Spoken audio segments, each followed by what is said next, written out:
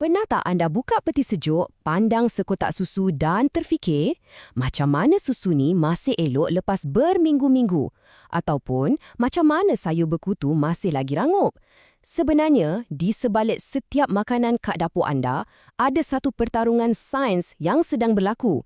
Hari ini, kita akan bongkar rahsia di sebalik pertarungan epik untuk kesegaran makanan.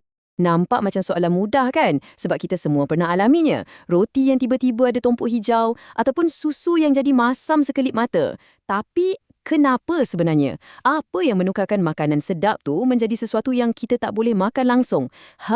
Itulah misteri yang akan kita rungkai sama-sama. Jawapannya bukan sihir, tapi satu peperangan senyap. Makanan kita ni sentiasa dikelilingi oleh musuh-musuh halimunan, bakteria, kulat dan juga enzim dalam makanan tu sendiri. Semua ni bekerja tanpa henti untuk menguraikan makanan kita. Jadi, bila berdepan dengan serangan ni, macam mana kita nak pertahankan makanan kita? Baiklah, mari kita mulakan dengan senjata pertama dalam pertarungan kesegaran kita ni. Satu senjata yang dah digunakan sejak zaman berzaman tapi disempurnakan oleh sains moden. Ia adalah pemanasan. Okey, jom kita fahamkan betul-betul. Pemanasan ni bukan setakat nak masak makanan bagi sedap je. Kalau kita tengok dari sudut mikroskopik, ia sebenarnya satu taktik peperangan. Bila kita panaskan makanan, kita sebenarnya sedang melancarkan serangan habis-habisan yang menghancurkan struktur sel bakteria dan mikroorganisma. Ancaman tu dihapuskan sebelum ia sempat membiak. Jom kita siasat bukti pertama kita. Sesuatu yang kita selalu nampak kat pasar raya. Sausage. Macam mana ia boleh tahan segar lama sangat? Kuncinya ada pada haba yang kuat. Proses memasak pada suhu tinggi itu mensterilkan daging di dalamnya, seolah-olah macam api yang memusnahkan semua bakteria. Lepas tu, sarung sosis tu pula bertindak macam perisai, menghalang mana-mana penceroboh baru daripada masuk. Memang satu strategi pertahanan dua lapisan yang bijak. Seterusnya, satu lagi makanan ruji yang ada di hampir setiap rumah, mi segera. Boleh tahan berbulan-bulan lamanya. Macam mana pula tu? Yang ni pula guna strategi dua serampang yang sangat pintar. Mula-mula, mi tu direbus untuk bunuh semua mikrob yang ada. Lepas tu, langkah kedua, proses pengeringan pula menyingkirkan semua air. Anda tahu kan, tanpa air, bakteria tak boleh hidup. Ia umpama kita cipta satu padang pasir yang mustahil untuk musuh kita ni hidup. Bijak kan? Sekarang, mari kita lihat satu contoh yang betul-betul mengubah cara kita simpan produk tenusu. Susu UHT. Proses UHT atau suhu ultra tinggi ni memang satu keajaiban kejuruteraan. Bayangkan, susu dipanaskan sampai lebih kurang 135 darjah Celsius. Tapi sekejap je, dalam beberapa saat. Haba yang sangat panas dan pantas ni cukup untuk musnahkan hampir semua spora bakteria tanpa memasak susu tu dan mengubah rasanya. Hasilnya, susu yang boleh disimpan atas rak berbulan-bulan lamanya tanpa perlu masuk peti sejuk. Hebat kan? Okey, daripada haba yang membara, jom kita beralih ke kutub yang berlawanan. Sejuk yang menggigit. Senjata kedua kita dalam pertarungan ni sangat berbeza, tapi sama-sama berkesan. Penyejuk bekuan.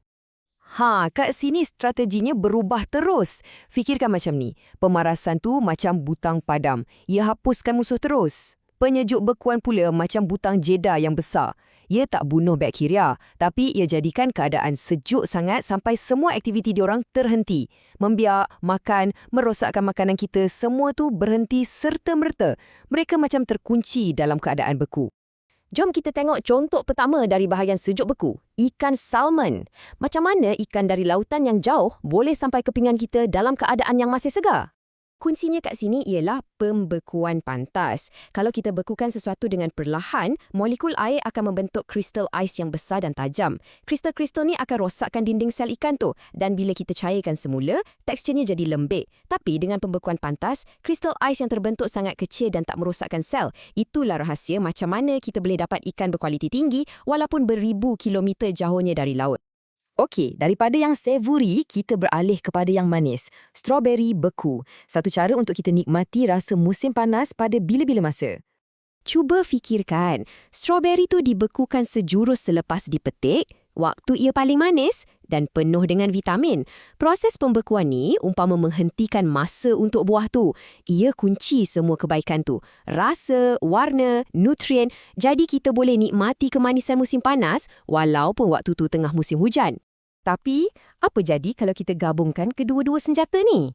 Kadang-kadang, untuk menang dalam pertarungan, kita perlukan serangan combo. Jom kita tengok kes kacang hijau beku. Ini strategi 1-2 tumbukan yang sangat pintar. Langkah pertama, celur, iaitu celup sekejap dalam air mendidih. Ini untuk kalahkan enzim yang akan merosakkan tekstur dan warna kacang. Anggaplah ia sebagai serangan awal. Kemudian, langkah kedua, pembekuan pantas akan jedarkan mana-mana bakteria yang tinggal. Gabungan haba dan sejuk inilah yang pastikan kacang hijau tu kekal hijau terang dan rangup. Jadi, selepas kita siasat semua file kes ni, jom kita rangkumkan apa yang kita dah belajar dan lihat macam mana sains ni sebenarnya ada di sekeliling kita setiap hari. Ringkasnya, inilah perbezaan utamanya. Satu pihak kita ada pemanasan, strategi padam yang guna haba untuk musnahkan bakteria. Di pihak lain pula, penyejuk bekuan, strategi jeda yang guna sejuk untuk hentikan mereka.